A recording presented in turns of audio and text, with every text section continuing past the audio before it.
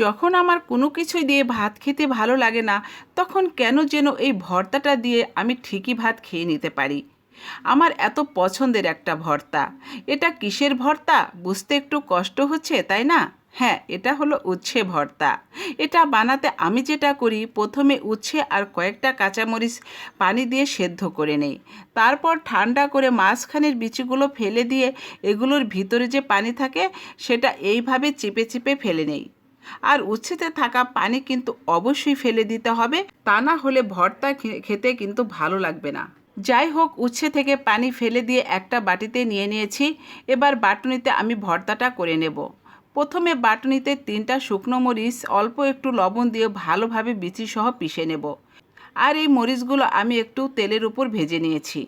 এবার এর ভিতর দিয়ে দেব কিছুটা পেঁয়াজ কুচি এবং সেদ্ধ করে রাখা কয়েকটা কাঁচামরিচ। এবার এগুলো একসাথে ভালোভাবে মাখিয়ে নেব।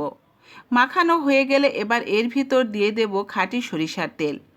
তেল দিয়ে আবারও কিছুক্ষণ মাখিয়ে নিয়ে এর ভিতর দিয়ে দেব আগে থেকে সেদ্ধ করে রাখা সেই উচ্ছেগুলো। এবার পেঁয়াজ কাঁচামরিচের সাথে উচ্ছেগুলো ভালোভাবে মাখিয়ে নিলেই তৈরি হয়ে যাবে দারুণ মজার উচ্ছে ভর্তা।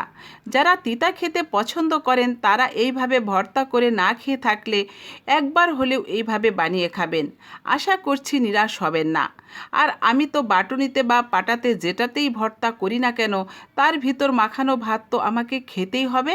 তাই তো বরাবরের মতো এবারও খেয়ে নিলাম।